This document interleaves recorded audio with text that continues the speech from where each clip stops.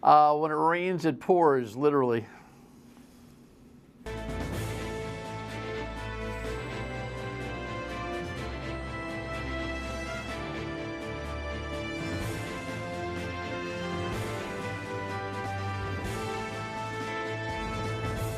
The Dan Yorke State of Mind program is brought to you in part by Lookout Rhode Island and Taco Comfort Solutions.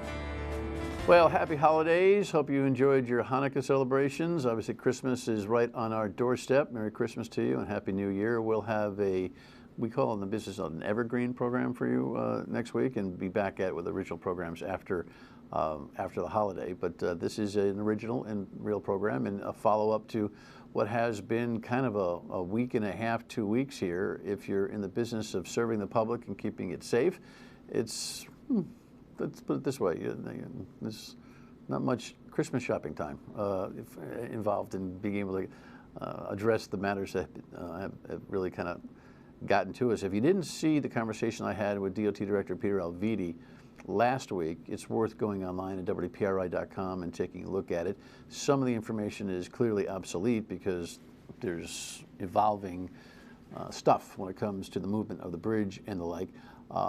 But his entire perspective and maybe some different questions that have been asked at the press conferences from me are worth you taking a look at. In the meantime, you get that, and we're recovering from that, and then we get some floods.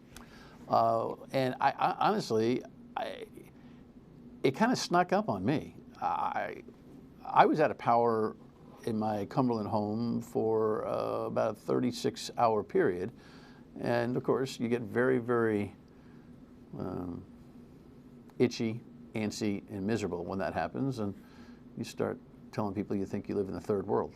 But if you look along the region, there were hundreds of thousands of people that were out of power depending on the veracity of the storm. And these are the kinds of things that emergency management folks have got to measure, predict, prepare for, respond to. And so our emergency management agency director is going to join us to talk about that and, of course, some of the bridge response and the ongoing concerns there. All right, so a calamity conversation today, if you will. Let's start with the most recent first. And while I think everybody understands there was weather, there was a storm, there was wind, and everything got knocked down, this particular package filed by WPRI 12, I think, is poignant in the sense you can just read the exhaustion all over this businessman's face. There's still so much water, you can see the reflections of the cars surrounded by flooding. Astor Street in West Warwick, unpassable Wednesday. It's a mess. We get over 2 feet of water in the building, and it's a mess. By car, that is. Once again, business owners are bringing out the boats to check out the damage. We came down to evaluate the situation. The water was too deep to walk, certainly too deep to drive. So that's the alternative. Bill Place owns Quality Tile Countertops, which is all the way at the end of the street. Today was the first step in cleaning up and planning the next steps. And he's certainly not alone. Many have been here before. I feel for a lot of my neighbors that are here. A few of them have been through the floods of 2010 as I was. And I know some of them do not have insurance, which is a real heartbreaker. While side streets still look more like a pond, on the left is video we took of a sign today. On the right, that same sign yesterday surrounded by water. Many are anxious to see the area fully dry up. Yeah, well, of course they are. So are you, Director. Marc Pappas is with us. He runs EMA, which is the quick acronym for Emergency Management Agency here in Rhode Island. Thanks for joining me. Thanks for having me. Appreciate it. Good to see you. Yeah. God, you're just all over them, right? I mean, just heartbreaking. The exhaustion that comes when you're running a business, and of course, even the folks in their own homes. The Patuxent seems to be a place that just will never get away from the situation. What's your 36,000-foot view of what happened with the flooding? So I think the storm itself. Yeah, it wasn't even a named storm. No, was it? It was just like a big breeze blew so through we were here. told by the National Weather Service going to be a carbon copy of the last storm, the last week. Remember, if you remember that? We had a big storm the week prior.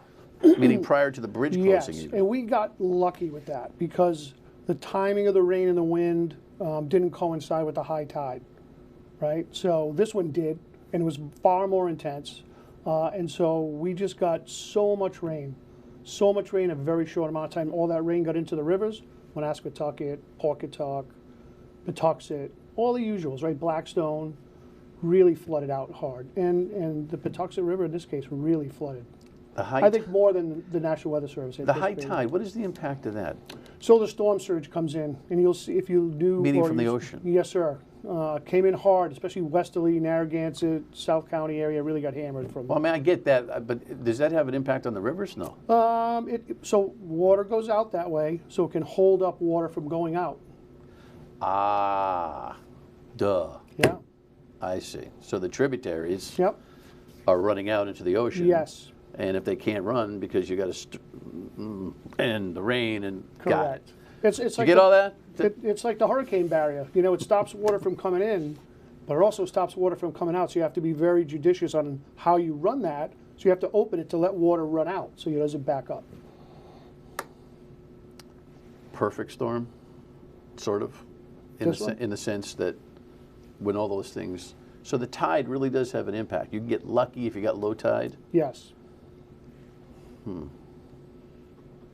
Okay. It's one of those things where,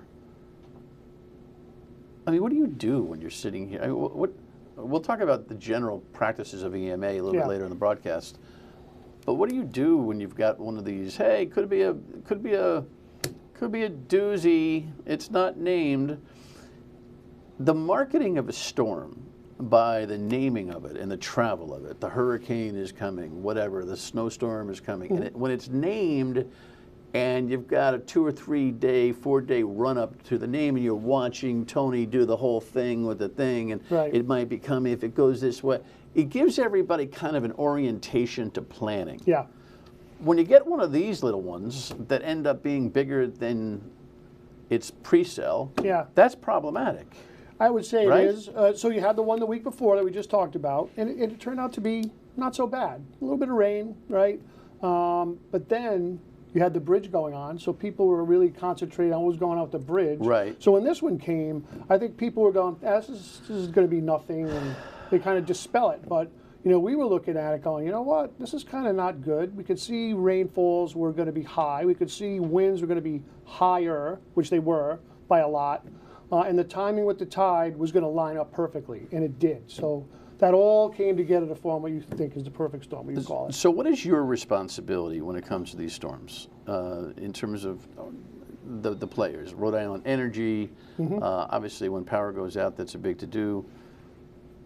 Whatever flood remediation is going on out there, municipal work that is attended to it, state work that's being attended to it, what's your call? Yeah, all of that. So we continually message and talk to Rhode Island Energy because that was the big thing. We were looking at power outage to be huge for this one. Yeah. I didn't expect huge, to be down for bad. 36 hours. Yeah. I mean, we slept pretty chilly because it was not that cold a day on the first night. Right. Next day it was kind of like, really? And actually I gave in and started hooking up the generator just as the lights came back on midday. Anyway, the projection on the grid's outage map is very inaccurate. Yeah. Can't they do a better job of that? Yeah, I think they try to, under promise and over deliver, right? So they put, the times, 2 days from now, and they come in earlier. So why? I think so they bake in some time for them. In case Understood, but you're right. I think you've got it. A little bit. Do you think it's good policy to do that? I don't. I don't know. I think, you look at it, people get upset that it's going to be that long that I come back up. And then it comes over, and then it comes in earlier. But but people are planning. Yeah. There's stuff that you have to do. Yeah.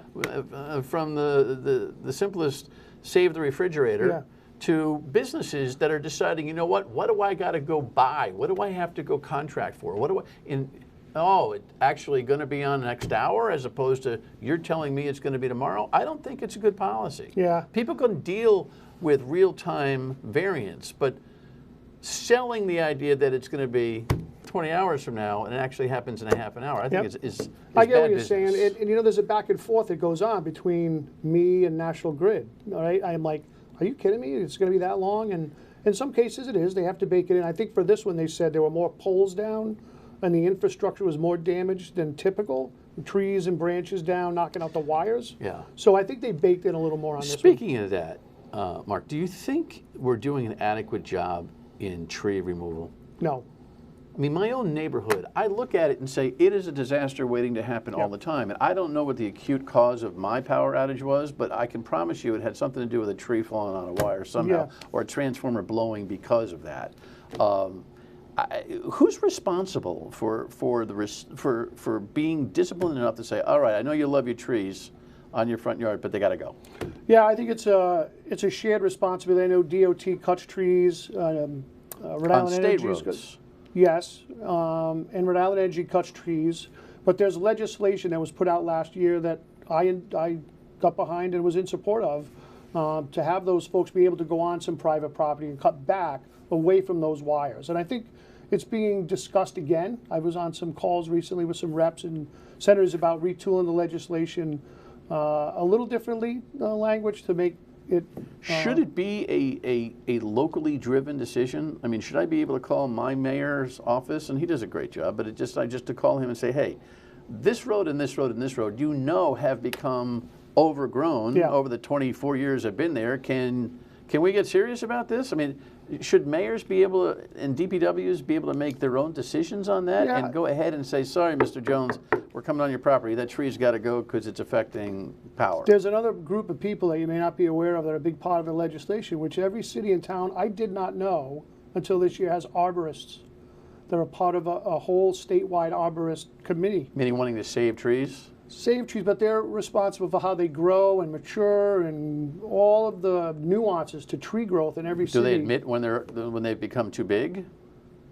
I haven't heard that. Yeah. But they are definitely part of the equation. But do they you want to think have a in say terms of legislation that we should be empowering local officials to be able to have more on the ground discretion? I think so, because, and you know this, the tree damage is so bad over the last few years from gypsy moss and other infestation that there's dead trees everywhere.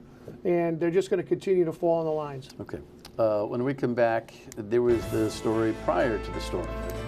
I'm sure nobody's forgotten, especially if you drive 195. We'll be right back.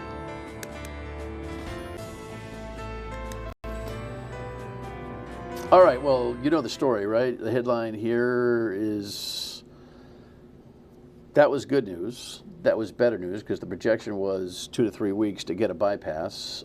Here's some of what the latest is in terms of oversight. Slowly but surely, traffic has started to flow between Providence and East Providence after bypass lanes allowing westbound traffic opened on 195 early Friday morning. While those lanes are open and the Department of Transportation continues its work on the Washington Bridge, Governor Dan Yorke says the state will hire an independent contractor to conduct a forensic analysis of it. This is the time. The westbound side of the bridge has been closed for more than a week after major structural damage was discovered by a junior engineer. Anchor rods, last determined to be safe in a July inspection, were found to be closer to the brink of failure this month. Right, you got traffic flowing in a way that's helping our communities, and now a follow-up makes all the sense in the world. We're going to do everything that we can to make sure that the people who live in a state or use our state, transportation are going to feel comfortable. Yorke said despite his request to obtain an outside review, he still had confidence in the DOT. Right now, we believe that everything was done properly. We have no reason not to believe that, and now we're proceeding to make sure that that we're getting all the information that I think that we're going to be asked to provide. So, look, oversight's necessary. The DOT director welcomes it, he says. I have no reason to believe he doesn't. There's been a level of evolving information about what happened, but on the fly, the DOT was speaking and doing at the same time, right?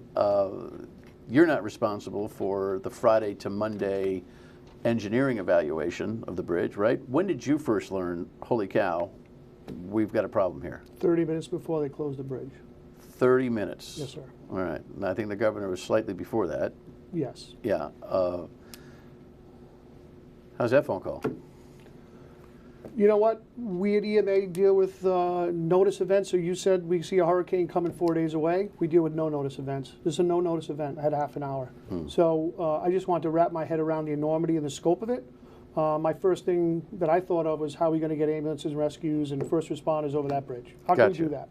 Gotcha. Well, on that, Matty, can we run this other piece, because this I think deserves some clarification.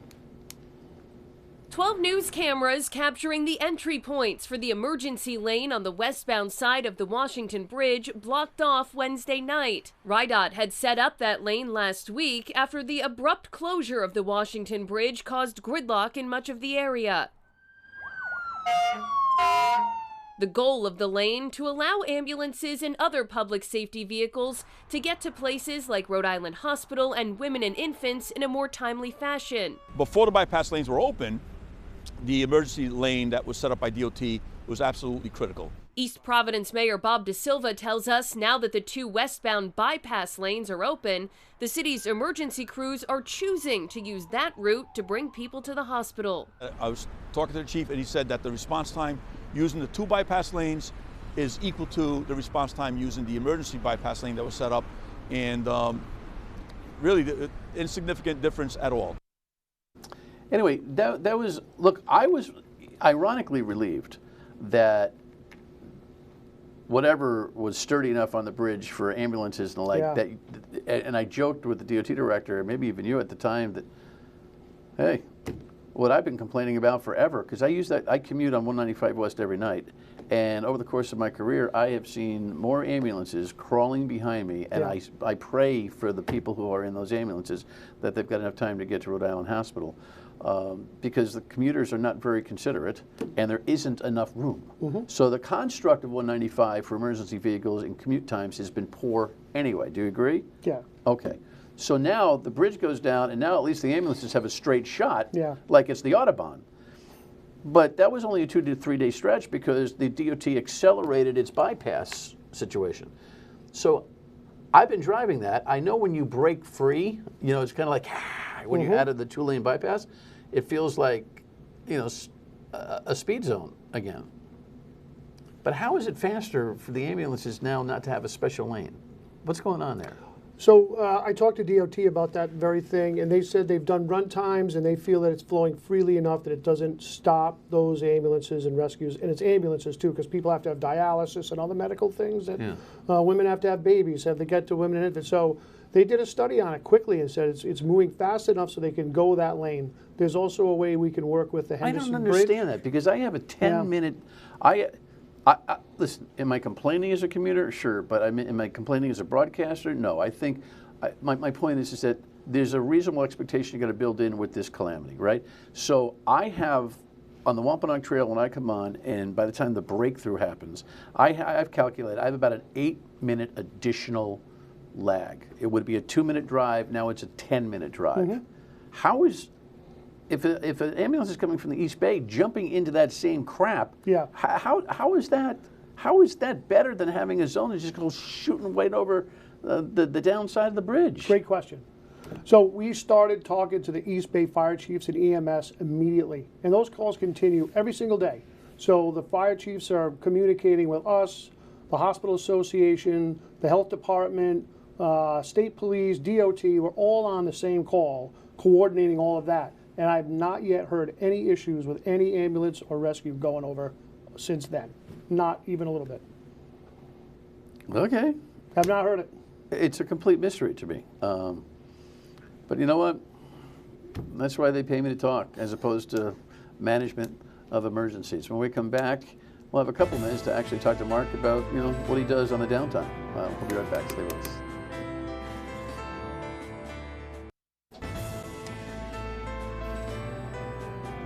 So then there's just everyday life. What's it like at EMA when things are not crazy? I don't know. I have to think back a few years before that, Dan. No, seriously. Do you have something going on all the time? Pretty much all the time. Meaning? So we work on different operations, trainings, exercises. We work on plans. We review plans. We exercise those plans. So, you know, every day there's always something going on. And my recovery folks are still working on recovery from COVID, which never ends. What do you mean? So recovery from COVID is making sure that all of the costs incurred get reimbursed through FEMA. And so the paperwork, the and Stafford the Act finance paperwork, stuff. yeah, with all the cities, towns, and all the How different many entities. employees at EMA? Right now I have 34. Okay, so it's a bigger staff than people would think. Yes, but right now in recovery, there's only 2 full-time employees. Gotcha. And today, I think yesterday, we hit $800 million. But do you have like something happened at a local town here, something happened at so the phone's ringing all the time because it's not 911, Right. but it's, yeah, we'll send somebody out, that kind of a thing. You're not sitting around going, okay, boy, things are good, let's go play some golf until we have another hit. Yeah. Like a storm. So we don't really go out much. We're not first responders. We'll go out and help where we can and assist, but we're more of coordination and communication. And we said if we have to, we open the emergency operations You feel center. good enough about the overall emergency plan in the state right now? Yes. We just Do you agree with me that the East Bay is dangerous in and of its own geographic makeup? Inherently has its issues. Do we for need sure. a bigger? This is a whole nother show. I only have Yeah. half a minute here. Do we have? I love the East Bay, but I find Bristol Warren to be claustrophobic. I wouldn't own a home there to save my life. It just doesn't feel. Yeah. It's just, anything happened, how would everybody get out? You worry about that stuff? I don't think so. I mean, if there are evacuation routes out of there, if something were to happen, if like a hurricane comes through and whatnot, but I don't worry that much, really. Okay. It's safer than perhaps some people worry about? I think so. Well, you're awful calm, isn't he? It's nice to know that the EMA director is very calm I'm about not this supposed to stuff. get flustered during this stuff, Dan. Well, 5-year anniversary in the job, huh? So 5 years as director, started back in '09. All right. Well, congratulations on your 5-year anniversary, and thanks for being accessible. And happy holidays. Thanks for having me. And do Happy me a favor, holidays to you. keep the storms away. I'll try All my right? best. And keep the highways going, will you? Final word when we come back. Hey, listen, the overall concern, too, about what's happened, not only with the flooding, but with the bridge situation, is the economy. Yeah, it's a little tougher to get around these days, but spending small, spending local is really an important thing. Businesses really need to make it or break it during the holiday season. And you have a good one. Happy New Year. We'll talk to you next year. Bye.